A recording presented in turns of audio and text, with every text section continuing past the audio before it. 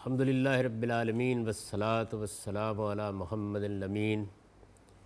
فاعوذ باللہ من الشیطان الرجیم بسم اللہ الرحمن الرحیم۔ خواتین و حضرات، یہ سورہ بقرہ کی آیت 204 ہے جس سے ہم درس کی ابتدا کر رہے ہیں۔ اس سے پہلے حج کا مضمون زیر بحث رہا۔ اس مضمون کے زیر بحث آنے کی وجہ یہ ہوئی کہ جب اللہ تعالیٰ نے حج کے بارے میں احکام دیے تو اس کے ساتھ ہی یہ مسئلہ پیدا ہو گیا کہ اب اگر قریش راستہ روکتے ہیں اور حج کے لیے مسلمانوں کو نہیں جانے دیتے تو انہیں کیا کرنا چاہیے۔ اس کے جواب میں یہ فرمایا کہ اب تمہیں جنگ کرنے کی اجازت دی جا رہی ہے، یہ لوگ اگر لڑنے پر آمادہ ہیں تو تم بھی ان کے ساتھ لڑ سکتے ہو۔ اس کے لیے حرام مہینوں کی حرمت کا معاملہ ایک پیچیدہ صورت اختیار کر سکتا ہے، لہٰذا اس کے بارے میں ہدایت یہ ہے کہ تم اپنی طرف سے پہل کر کے کسی حرمت کو نہیں توڑو گے، لیکن اگر یہ اس کی پرواہ نہیں کرتے تو پھر حرام مہینوں میں بھی جنگ کی جائے گی۔ حج کی عبادت میں حائل اس رکاوٹ کو دور کرنے کے لیے جب جہاد کا حکم دیا اور پھر کچھ تفصیلات بیان کر دیں تو اب یہ مسئلہ سامنے آ گیا کہ اس وقت مسلمانوں کی جماعت کی کیا صورتحال ہے۔ یعنی جن لوگوں کو یہ حکم دیا جا رہا ہے ان میں ظاہر ہے کہ سیدنا ابوبکر صدیق اور سیدنا عمر جیسے جلیل القدر صحابہ بھی ہیں، مہاجرین بھی ہیں، انصار میں سے بھی وہ لوگ ہیں کہ جو بڑی غیر معمولی قربانیاں دے چکے ہیں، لیکن کیا سب کا یہی عالم ہے؟ یہ بات بالکل واضح تھی کہ اس وقت تک مسلمانوں کی اس جماعت میں کچھ لوگ منافقت کے ساتھ بھی شامل ہو رہے تھے، اور یہود کا بھی ایک خاص رویہ تھا جو اس سورہ کے شروع ہی میں زیر بحث آ گیا ہے۔ یعنی ان میں سے ایک گروہ تو صاف صاف انکار کر رہا تھا، لیکن دوسرا گروہ کچھ مصالحت کی تجویزیں پیش کر رہا تھا۔ یہ لوگ بالخصوص یہاں اب زیر بحث آ رہے ہیں، تو گویا بات یہاں سے اب پھر اصل مضمون کی طرف لوٹ رہی ہے کہ یہ عبادت ہے، یعنی حج جس کا پہلے ذکر ہو چکا، جس کی راہ روکنے والوں سے تم کو لڑنا ہے۔ یعنی اب جو مسئلہ درپیش ہے وہ یہ ہے کہ اللہ کی ایک عظیم عبادت ہے، اللہ کا گھر ہے، تمہیں جانے کا حق ہے، تم اس عبادت کے لیے جانا چاہتے ہو، تمہارے پیش نظر کوئی اس وقت جنگ و جدال نہیں ہے، لیکن اگر اس راستے میں کوئی مشکل پیش آتی ہے اور تمہیں تلوار اٹھانا پڑتی ہے تو اس عظیم عبادت کی راہ روکنے والوں سے لڑنے کا جو حکم تمہیں دیا جا رہا ہے اس کے ساتھ یہ بات بھی ملحوظ رہنی چاہیے کہ تمہارے اندر کچھ ایسے لوگ ہیں جن کی باتیں تو اس دنیا کی زندگی میں تمہیں بھلی معلوم ہوتی ہیں اور وہ اپنے دل کے ارادوں پر اللہ کو گواہ بھی بناتے ہیں، لیکن ہیں وہ بدترین دشمن۔ یعنی یوں سمجھ لیجئے کہ اب جب جہاد کا حکم دیا گیا ہے تو اس کے ساتھ ہی مسلمانوں کی جماعت کی تطہیر اور اس کے تزکیے کا مضمون شروع ہو گیا ہے کہ اب اس بڑے مارکے میں اترنے سے پہلے یہ جائزہ لے لینا چاہیے کہ خود مسلمانوں کا حال کیا ہے۔ تو ارشاد فرمایا ہے کہ وَمِنَ النَّاسِ مَن يُعْجِبُكَ قَوْلُهُ فِي الْحَيَاةِ الدُّنْيَا وَيُشْهِدُ اللَّهَ عَلَىٰ مَا فِي قَلْبِهِ وَهُوَ أَلَدُّ الْخِصَامِ۔ یعنی اگرچہ کہنے کو تو سب مسلمان ہیں اور مسلمان کی حیثیت سے رسول اللہ صلی اللہ علیہ وسلم کے ساتھ شریک ہیں اور مدینے میں رہ رہے ہیں، لیکن ایسا نہیں کہ سب یکساں سطح پر کھڑے ہیں۔ انہی لوگوں میں سے ایسے بھی ہیں کہ جن کا معاملہ یہ ہے کہ اگر تم ان کی باتیں سنو تو معلوم ہوگا کہ دین کے بڑے وفادار ہیں اور آگے بڑھ کر اپنی خدمات پیش کر رہے ہیں۔ یہ باتیں آدمی کو بہت متاثر کرتی ہیں، اور بعض اوقات جب ان کو شبہ ہوتا ہے کہ ان کے بارے میں لوگ کچھ متردد ہیں تو وہ قسم کھا کر یقین دلانے کے لیے تیار ہوتے ہیں کہ ہم تو بالکل تمہارے ساتھ ہیں۔ ظاہر بات ہے کہ جب آدمی منافقت کی زندگی بسر کر رہا ہوتا ہے تو اس کے اپنے اندر ایک نفسیاتی کمزوری ہوتی ہے، چنانچہ وہ بار بار قسمیں کھا کر بھی یہ کوشش کرتا ہے کہ یہ یقین دلائے کہ میرا معاملہ بالکل صاف ہے۔ تو اس کی طرف اشارہ فرمایا کہ تمہارے اندر سے کچھ ایسے لوگ بھی ہیں کہ ان کی باتیں دنیا کی زندگی میں تمہیں بہت بھلی معلوم ہوتی ہیں، وَيُشْهِدُ اللَّهَ عَلَىٰ مَا فِي قَلْبِهِ، اور وہ اپنے دل کی حالت پر گواہ پیش کرتے ہیں اللہ تعالیٰ کو، یعنی قسم کھا کر یہ کہتے ہیں کہ خدا اس بات کی گواہی دے گا کہ ہم بالکل سچے ہیں۔ وَهُوَ أَلَدُّ الْخِصَامِ، فرمایا لیکن اللہ سے بڑھ کر اس بات سے کون واقف ہے کہ یہ بدترین دشمن ہے۔ تمہارے سامنے آتے ہیں تو یہی کرتے ہیں، اپنی وفاداریوں کا یقین دلاتے ہیں، یہ بتانے کی کوشش کرتے ہیں کہ ہم تو اللہ کے رسول پر اور اللہ پر سچا ایمان لائے ہیں، اور یہ کوشش کرتے ہیں کہ جو تجویزیں ہم پیش کر رہے ہیں ان کے بارے میں بھی لوگ یہ باور کر لیں کہ وہ خیر خواہی پر مبنی ہے،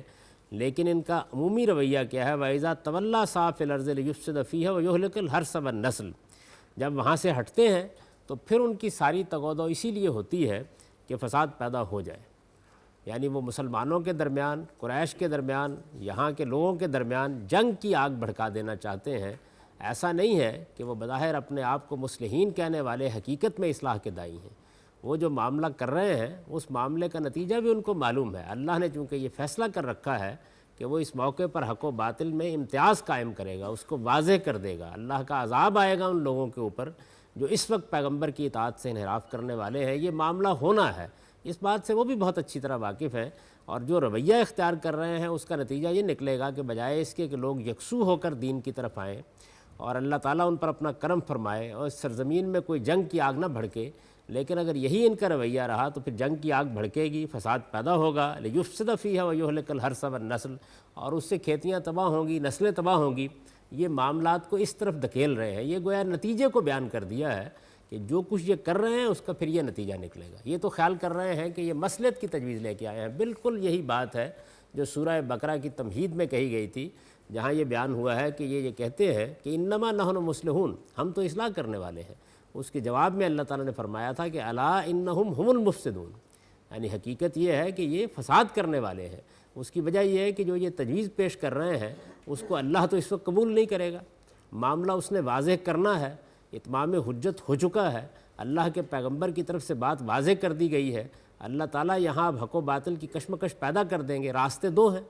ایک راستہ یہ ہے کہ جو لوگ حق کا ساتھ دینا چاہتے ہیں وہ بالکل واضح طور پر حق کے ساتھ آ کر کھڑے ہو جائیں،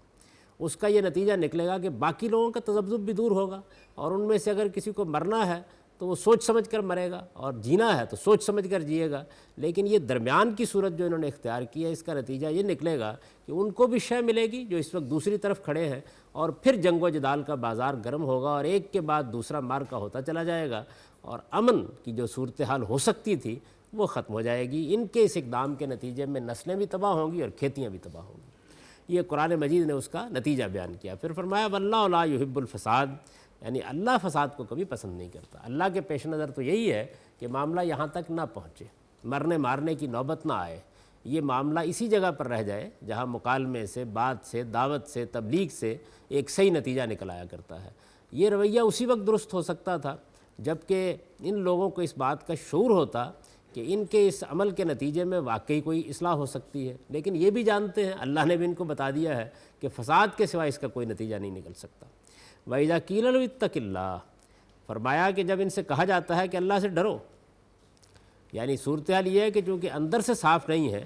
جب ان کے اس معاملے پر مطلع ہو کر اللہ کا پیغمبر یا مسلمان ان کو متوجہ کرتے ہیں اور یہ کہتے ہیں کہ تمہارا یہ رویہ صحیح رویہ نہیں ہے، تم اللہ کے ساتھ غلط راستہ اختیار کر رہے ہو، اللہ سے ڈرو۔ اخذت العزت بالاسم، تو فرمایا کہ اس موقع کے اوپر گناہ پر آمادگی کے ساتھ ان کا غرور دامن گیر ہو جاتا ہے، یعنی غلطی پر بھی اصرار ہوتا ہے اور اس کے ساتھ یہ تنقید سننے کے لیے بھی تیار نہیں ہوتے۔ اس وقت صورتحال یہ ہوتی ہے کہ ایک گھمنڈ کی کیفیت ہے جس میں یہ مبتلا ہو جاتے ہیں، اور پھر یہ محسوس کرتے ہیں کہ انہوں نے اگر اپنی غلطی مان لی تو یہ گویا ان کی عزت کے خلاف ہوگا۔ یہ انسان کی بڑی کمزوریوں میں سے ہے،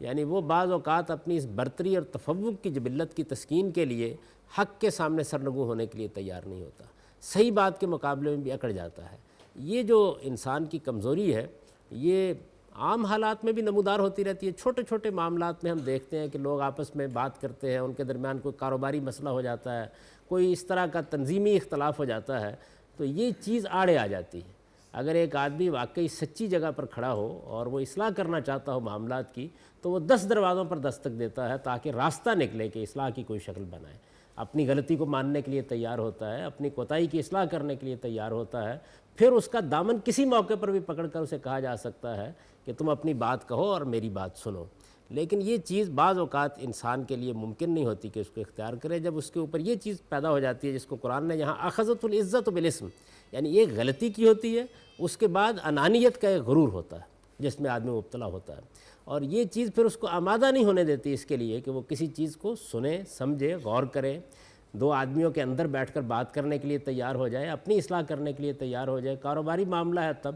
ذاتی معاملہ ہے تب، معاشرتی معاملہ ہے تب، روز اس طرح کے حالات پیش آتے رہتے ہیں۔ آپ دیکھیے کہ گھروں کے اندر میاں بیوی میں جھگڑے ہو جاتے ہیں، تنظیموں اور جماعتوں میں جھگڑے ہو جاتے ہیں، ریاست کی سطح پر جھگڑے ہو جاتے ہیں، سیاست کی سطح پر جھگڑے ہو جاتے ہیں۔ آپ ان کے اندر اتر کر دیکھیں تو آپ کو معلوم ہوگا کہ دو ہی بنیادی وجوہ ہوتی ہیں، یا مفادات کی جنگ ہوتی ہے، لوگ اس کو چھوڑنے کے لیے تیار نہیں ہوتے، اور یا یہی صورتحال ہوتی ہے کہ آدمی نے اپنے آپ کو ایک ایسی حالت میں ڈال دیا ہوتا ہے جس میں وہ خیال کرتا ہے کہ اگر میں نے غلطی مان لی تو یہ میرے وقار کے خلاف ہوگا، میری عزت کے خلاف ہوگا، اور اس کا نتیجہ یہ نکلتا ہے کہ پھر وہ ایک غلطی کے بعد دوسری، دوسری غلطی کے بعد تیسری غلطی کرتا چلا جاتا ہے۔ انسان کی اخلاقیات میں اس بات کا جن لوگوں نے بھی مطالعہ کیا وہ اس نتیجے پر پہنچے ہیں کہ پہلے مرحلے پر 2 حرفوں میں معذرت کا ایک جملہ جب آپ کہہ دیتے ہیں تو اصل میں بڑے فساد کو ٹال دیتے ہیں، لیکن اس کا حوصلہ انسان نہیں کرتا، اور وہ یہ خیال کرتا ہے کہ میں بڑی جگہ پر کھڑا ہوں۔ بعض اوقات شوہر انتہائی غلط جگہ پر کھڑا ہوتا ہے لیکن غلطی ماننے کے لیے تیار نہیں، بیوی انتہائی غلط جگہ پر کھڑی ہوتی ہے، غلطی ماننے کے لیے تیار نہیں ہوتی، بچوں میں، اولاد میں، رشتہ داروں میں، اعزہ میں، سب میں یہ معاملات پیش آتے ہیں۔ سیاسی معاملات میں ملکوں اور قوموں کی تباہی کے فیصلے ہو جاتے ہیں لیکن کسی آدمی کی انانیت اس کو غلطی ماننے کے لیے تیار نہیں کرتی۔ یہ جو بڑا حادثہ ہے اس کی طرف قرآن مجید نے یہاں توجہ دلائی کہ ایک طرف ایک غلط رویہ انہوں نے اختیار کر رکھا ہوا ہے اور اللہ کے پیغمبر کے ہوتے ہوئے اختیار کر رکھا ہوا ہے، دوسری جانب صورتحال یہ ہے کہ جب ان کو ان کے نتائج پر مطلع کیا جاتا ہے، یہ بتایا جاتا ہے کہ آپ جو کچھ کر رہے ہیں اس سے فساد پیدا ہوگا، اس سے جنگ کے شعلے بھڑکیں گے، اس سے امن تباہ ہوگا، اس سے نسلیں خراب ہوں گی، اس سے کھیتیاں تباہ ہوں گی، آپ کو احساس نہیں اس بات کا کہ حق و باطل کی اس کشمکش میں آپ کا دوسری جانب کھڑے ہو جانا اور کوئی فیصلہ نہ ہونے دینا یہ کتنے غلط نتائج تک پہنچے گا، تو آپ خدا کا خوف کریں اور اپنے رویے کی اصلاح کریں۔ تو اس کے جواب میں بجائے اس کے خدا کا خوف کریں، رویے کی اصلاح کریں، بات سننے کے لیے تیار ہو جائیں، اپنی بات پر غور کرنے کے لیے تیار ہو جائیں۔ اخذت العزت بالاسم، یعنی ایک گناہ پر اصرار ہوتا ہے، اس کے ساتھ گھمنڈ، فخر اور غرور کی نفسیات احاطہ کر لیتی ہے، اور پھر اس کے بعد وہ غرور ایسا دامن گیر ہوتا ہے کہ کسی صحیح بات کو قبول کرنے دینے کے لیے تیار نہیں ہوتا۔ فرمایا فحسبہ جہنم، یعنی اگر یہی صورتحال ہے تو پھر اس کا نتیجہ بھی سن لیں، اور وہ یہ ہے کہ ان کے لیے پھر جہنم کافی ہے۔ یعنی اگر اصلاح پیغمبر کے ہوتے ہوئے بھی نہیں ہو رہی اور یہ اسی مقام پر کھڑے ہیں تو ان کو معلوم ہونا چاہیے کہ پیغمبروں کے اتمام حجت کے بعد اور اس درجے میں بات واضح ہو جانے کے بعد پھر اللہ کا فیصلہ ہوا کرتا ہے، اور ان کے لیے پھر جہنم کافی ہے۔ اور فرمایا وَلَبِئْسَ الْمِہَادُ، وہ بڑا ہی برا ٹھکانہ ہے۔ وَمِنَ النَّاسِ مَن يَشْرِي نَفْسَهُ ابْتِغَاءَ مَرْضَاتِ اللَّهِ وَاللَّهُ رَءُوفٌ بِالْعِبَادِ، اور فرمایا کہ ایسا نہیں ہے کہ یہ سارے کے سارے جتنے لوگ ہیں ان کا حال وہی ہے، انہی لوگوں میں کچھ ایسے بھی ہیں کہ اللہ کی رضا جوئی کے لیے اپنی جان کھپا دینے کے لیے تیار۔ یعنی مسلمانوں کی اس وقت کی جو جماعت ہے اس کا تجزیہ کیا جا رہا ہے کہ ہم ایک بڑی ذمہ داری کی طرف دعوت دے رہے ہیں، اور جب ہم نے اب یہ کہہ دیا ہے کہ اگر حج کا راستہ روکا جاتا ہے تو جہاد ہوگا، جنگ ہوگی، تو جائزہ لے لینا چاہیے کہ صورتحال کیا ہے۔ تو فرمایا کہ ایک گروہ کا معاملہ یہ ہے، اور دوسری جانب وہ نفوس قدسیہ بھی ہیں، وہ خدا کے بندے بھی ہیں کہ جو اللہ کی رضا طلب کرنے کے لیے اپنی جان کھپا دینے کے لیے تیار ہے۔ یعنی نہ ان کے لیے کوئی عزت نفس کا معاملہ ہے، نہ ان کے لیے کوئی غرور اور گھمنڈ کا مسئلہ ہے، نہ ان کو غلطی کے ماننے میں کوئی تردد ہوتا ہے، وہ صحیح دین پر کھڑے ہیں، صحیح راستے پر کھڑے ہیں، جو دعوت دی جاتی ہے اس میں حق و باطل کو امتیاز کرتے ہیں، صحیح بات کو قبول کرنے کے لیے تیار ہوتے ہیں، اور ان کے ہاں کوئی کمزوری بھی نہیں ہے، اس مارکے میں وہ اپنی جان کھپانے کے لیے تیار ہیں۔ اور اگر کوئی غلطی ان سے ہو جاتی ہے، یعنی کسی نوعیت کی کوتاہی ہو جاتی ہے، تو اللہ پھر اس کو معاف کر دیتا ہے۔ اس کی وجہ یہ ہے کہ ان سے پھر جو غلطی ہوتی ہے وہ نہ تو اپنی انانیت کی وجہ سے ہوتی ہے، نہ اصرار کی وجہ سے ہوتی ہے، وہ غلطی وہی غلطی ہوتی ہے جو کسی بھی انسان سے ہو سکتی ہے۔ واللہ رؤوف بالعباد، فرمایا اس طرح کے بندوں پر اللہ بہت مہربان ہے۔ جیسے اوپر کے گروہ کے بارے میں یہ کہا کہ ان کے لیے اب جہنم ہی کافی ہے، وَلَبِئْسَ الْمِہَادُ، اسی طرح فرمایا کہ یہ جو نیک نیت لوگ ہیں اور جو اپنی جان دینے کے لیے تیار کھڑے ہوئے ہیں اور اللہ کے پیغمبر کی اطاعت کرنے کے لیے بالکل آمادہ ہیں اور کسی غرور اور کسی گھمنڈ میں مبتلا نہیں ہیں، غلطیاں ان سے بھی ہوتی ہیں، لیکن ان کی غلطی اور ان کی غلطی میں بڑا فرق ہے۔ ان کی غلطی سرکشی کی غلطی ہے، اصرار کی غلطی ہے، اور ان کی غلطی انسان کی کمزوریوں سے پیدا ہوتی ہے۔ اللہ اس طرح کی غلطیوں کے اوپر سزا دیتا ہے اور ان غلطیوں کو معاف کر دیتا ہے۔ واللہ رؤوف بالعباد۔ یا ایھا الذین آمنوا ادخلوا فی السلم کافہ، اب ظاہر ہے کہ دو جماعتوں کو بیان کر دیا ہے کہ ایک طرف ایک گروہ ہے، دوسری طرف دوسرا گروہ ہے۔ ایک گروہ کے ہاں فساد کو سامنے دیکھ کر بھی اپنے رویے کی اصلاح کے کوئی آثار نظر نہیں آتے، دوسرا گروہ اپنی غلطیوں اور کوتاہیوں پر معافی مانگنے کے لیے، رجوع کرنے کے لیے تیار ہے۔ یہ دونوں گروہ سامنے ہیں، تو پھر دونوں کو سامنے رکھ کر یہ دعوت دی کہ ایمان والو، ایمان کے ساتھ یہ دو رویے نہیں ہو سکتے۔ یعنی یہ نہیں ہو سکتا کہ مسلمانوں کی جماعت میں کچھ لوگ وہ رویہ اختیار کریں اور وہ بھی مسلمان ہی سمجھا جائے اللہ کے ہاں، اور کچھ لوگ اس طریقے سے جانثار ہوں اور وہ بھی اسی جگہ پر کھڑے ہوں، تو یہ نہیں ہو سکتا۔ اس لیے فرمایا کہ تم سب ایک ہی طریقے سے اللہ کی اطاعت میں داخل ہو جاؤ۔ اگر ایمان لائے ہو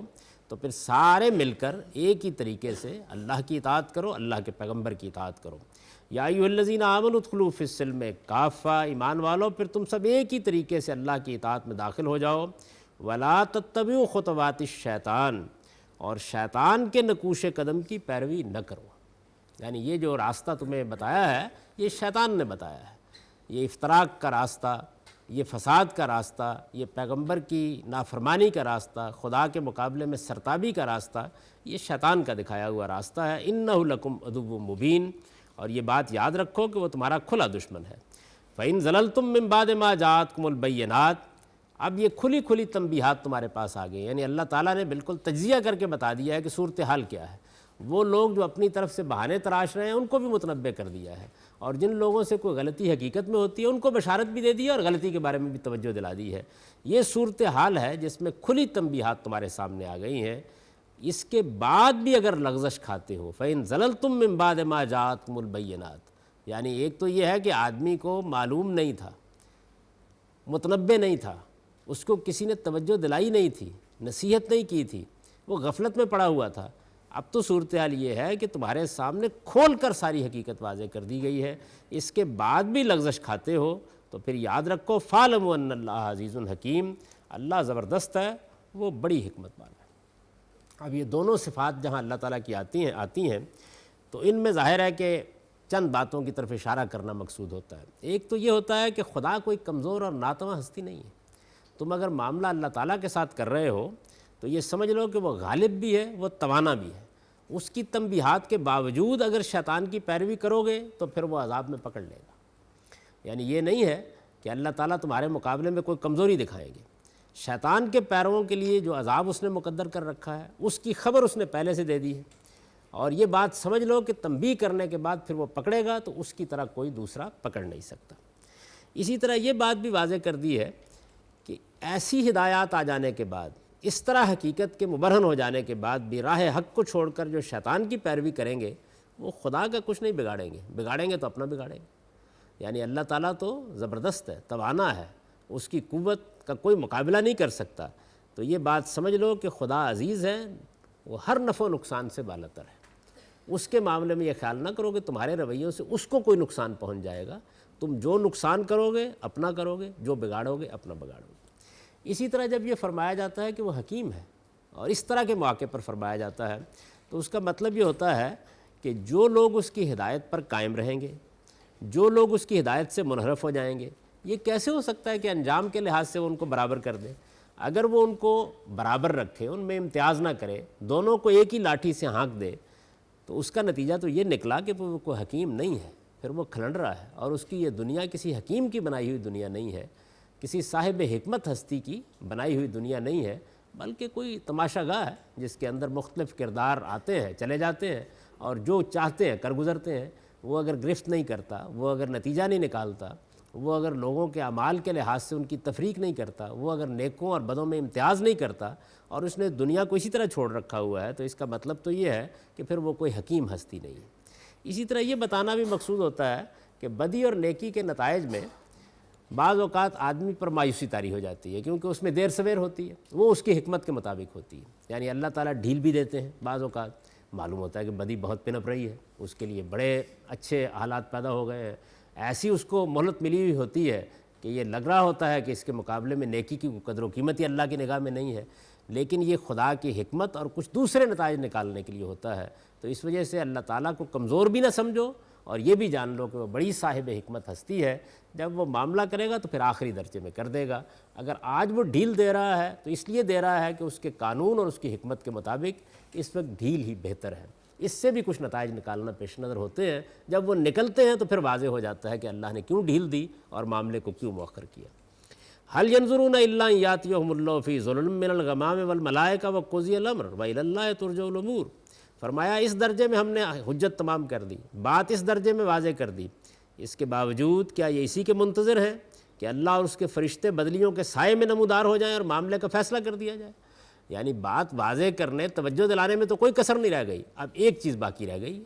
اور کیا یہ اسی کا انتظار کر رہے ہیں؟ یہ ظاہر بات ہے کہ تنبیہ اور تہدید کا موقع ہے، جس میں یہ بتایا گیا ہے کہ اچھا اگر تم قرآن سے نہیں سمجھتے، پیغمبر سے نہیں سمجھتے، توجہ دلانے سے نہیں سمجھتے، تو پھر کیا اس وقت کا انتظار کر رہے ہو کہ خدا اور فرشتے سامنے آ جائیں، پردہ اٹھا دیا جائے، معاملے کا فیصلہ کر دیا جائے؟ اللہ تعالیٰ کا شکر کرو کہ اس وقت مہلت ملی ہوئی ہے، یہ پردہ نہیں اٹھا ہوا ہے، اس لیے کہ اس امتحان کی مدت میں جب تک اللہ تعالیٰ پردہ نہیں اٹھا دیتے اور فیصلے کا وقت نہیں آ جاتا، اس وقت تک تمہارے لیے اس بات کا موقع ہے کہ تم رجوع کر لو، اس بات کا موقع ہے کہ توبہ کر لو، اس بات کا موقع ہے کہ اپنے رویے کی اصلاح کر لو۔ جب وہ معاملہ ہو جائے گا تو پھر تو سب کچھ ختم ہو جائے گا۔ تو اللہ کا یہ طریقہ نہیں ہے کہ جیسے ہی لوگ نافرمانی کریں وہ اس فیصلے کے ساتھ نمودار ہو جائے، وَإِلَى اللَّهِ تُرْجَعُ الْأُمُورُ، کہ اس طرح کے معاملات اللہ ہی کے حوالے ہیں، یعنی اللہ تعالیٰ ان کا فیصلہ اپنے قانون کے مطابق، اپنے طریقے کے مطابق، اپنی حکمت کے مطابق وقت پر کرے گا۔ جب اس نے پردہ اٹھانا ہے اسی وقت اٹھائے گا،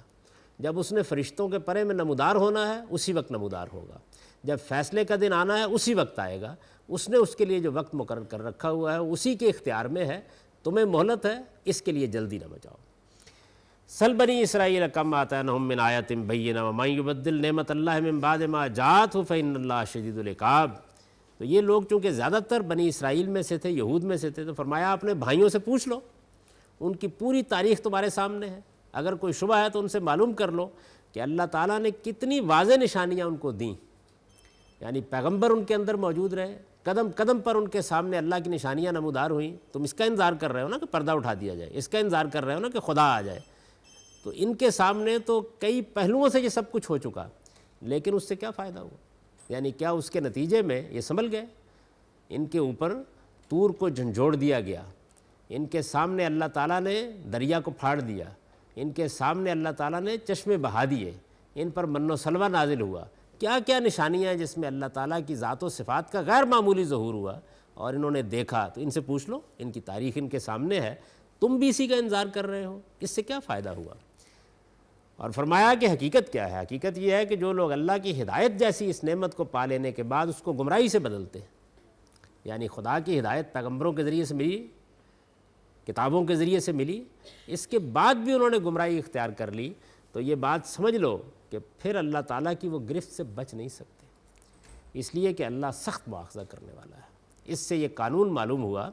کہ اللہ تعالیٰ کا معاملہ یہ نہیں ہے کہ وہ لوگوں کو توجہ دلائے بغیر، اتمام حجت کیے بغیر پکڑ لیتا ہے، وہ پہلے حق کو واضح کرتا ہے اس درجے میں جس درجے میں اس کو واضح ہونا چاہیے، پھر لوگوں کے سوالوں کے جواب دیتا ہے، اشکالات کو رفع کرتا ہے، پیغمبروں کے ذریعے سے حقیقت کو بالکل متعین کرتا ہے، پھر پکڑتا ہے، اور فرمایا کہ پھر سخت پکڑتا ہے۔ زُيِّنَ لِلَّذِينَ كَفَرُوا الْحَيَاةُ الدُّنْيَا وَيَسْخِرُونَ مِنَ الَّذِينَ آمَنُوا وَالَّذِينَ اتَّقَوْا فَوْقَهُمْ يَوْمَ الْقِيَامَةِ وَاللَّهُ يَرْزُقُ مَن يَشَاءُ بغیر حساب۔ تو فرمایا کہ دنیا کی زندگی ان منکروں کے لیے بڑی دل پسند بنا دی گئی ہے، یہ اب گویا باطن سے پردہ اٹھا دیا گیا ہے کہ سبب کیا ہے، اتنی بات واضح ہو جانے کے باوجود نہیں مانتے۔ وجہ یہ ہے کہ دنیا کی زندگی بڑی محبوب بنا دی گئی ہے، دنیا کی زندگی چونکہ امتحان کے لیے ہے تو اس میں اتنی کشش رکھ دی گئی ہے کہ پھر اس سے نہیں نکل پاتے۔ وَيَسْخِرُونَ مِنَ الَّذِينَ آمَنُوا، اور ایمان والے جب ایمان کے تقاضے پورے کرنے کے لیے زندگی بسر کرتے ہیں، مال میں نقصان اٹھاتے ہیں، جان میں نقصان اٹھاتے ہیں، جس طرح کی عزت دنیا میں یہ سمجھتے ہیں بعض اوقات ان کو حاصل نہیں ہوتی، تو یہ ان کا مذاق اڑاتے ہیں، ایمان والوں کا مذاق اڑاتے ہیں کہ تم نے دین کو اختیار کر کے اور پیغمبر کو اختیار کر کے پا کیا لیا ہے، ادھر ہمیں دیکھو کیسے دنیا کی نعمتیں ہم پر برس رہی ہیں۔ فرمایا کہ یہ دنیا کا معاملہ تو ایسا ہی ہے، اس میں ایسا ہو جاتا ہے، لیکن وَالَّذِينَ اتَّقَوْا فَوْقَهُمْ يَوْمَ الْقِيَامَةِ، جن لوگوں نے تقوی اختیار کیا ہے قیامت میں یہ معاملہ نہیں ہوگا، وہ ان سے بہت برتر ہوں گے۔ اور یہ بات یہ یاد رکھیں کہ ایسے وہ عالی مقام ہوں گے کہ اس عالی مقامی کا یہ اندازہ نہیں کر سکتے، یہ ان کے لیے اللہ کا فضل ہے، اور اللہ جس کو چاہتا ہے اپنے فضل سے بے حساب عطا فرماتا ہے۔ وَاللَّهُ يَرْزُقُ مَن يَشَاءُ بغیر حساب۔ یہ گویا ان کو تنبیہ کر دی گئی ہے کہ دنیا کی زندگی پر ریجھ کر وہ پیغمبر کی اطاعت اور پیغمبر کی اتباع سے نکل کر جو رویہ اختیار کر رہے ہیں ان کے لیے کتنے خطرات کا باعث بن سکتا ہے، اور چونکہ ایک بڑا نازک مارکہ پیش آنے والا ہے تو بہت اچھی طرح ان کو متنبہ کر دیا گیا ہے۔ اب ان آیات کا سادہ ترجمہ آپ سن لیجئے۔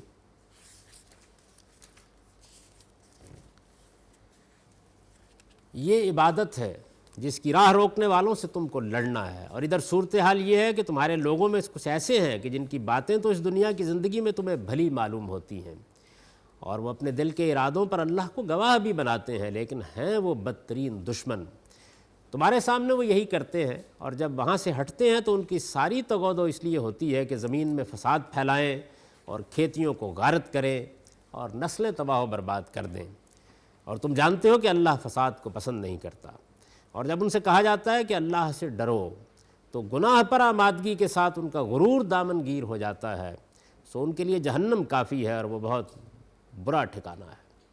اور انہی لوگوں میں کچھ ایسے بھی ہیں کہ اللہ کی رضا جوئی کے لیے اپنی جان کھپا دینے کے لیے تیار ہیں۔ یہی ہیں کہ جن سے کوئی غلطی ہو جائے تو اللہ اسے معاف کر دیتے ہیں، اور اس طرح کے بندوں پر اللہ بہت مہربان ہے۔ ایمان والو، ایمان کے ساتھ یہ دو رویے نہیں ہو سکتے، اس لیے تم سب ایک ہی طریقے سے اللہ کی اطاعت میں داخل ہو جاؤ اور شیطان کے نقش قدم کی پیروی نہ کرو، وہ تمہارا کھلا دشمن ہے۔ ان کھلی ہوئی تنبیہات کے بعد بھی جو تمہارے پاس آئی ہیں، اگر تم لغزش کھاتے ہو تو جان لو کہ اللہ زبردست ہے، وہ بڑی حکمت والا ہے۔ اس اتمام حجت کے باوجود کیا یہ اسی کے منتظر ہیں کہ اللہ اور اس کے فرشتے بدلیوں کے سائے میں نمودار ہو جائیں اور معاملے کا فیصلہ کر دیا جائے؟ لیکن یہ اللہ کا طریقہ نہیں ہے، اور اس طرح کے معاملات تو اللہ ہی کے حوالے ہیں۔ بنی اسرائیل سے پوچھو، ہم نے ان کو کتنی واضح نشانیاں دیں مگر اس سے کیا فائدہ ہوا؟ اور حقیقت یہ ہے کہ جو لوگ اللہ کی ہدایت جیسی نعمت کو پا لینے کے بعد اس کو گمراہی سے بدلتے ہیں، وہ اللہ کی گرفت سے نہیں بچ سکتے، اس لیے کہ اللہ سخت مواخذہ کرنے والا ہے۔ دنیا کی زندگی ان منکروں کے لیے بڑی دل پسند بنا دی گئی ہے، اس کے انجام سے انہیں آگاہ کیا جائے تو نہیں سنتے، اور ایمان والوں کا مذاق اڑاتے ہیں۔ درا حالے کہ خدا سے ڈرنے والے قیامت کے دن ان کے مقابلے میں عالی مقام ہوں گے۔ یہ ان کے لیے اللہ کا فضل ہے، اور اللہ جس کو چاہے گا اپنا فضل بے حساب عطا فرمائے گا۔ اقول قولی ھذا واستغفر اللہ لی ولکم ولسائر المؤمنین۔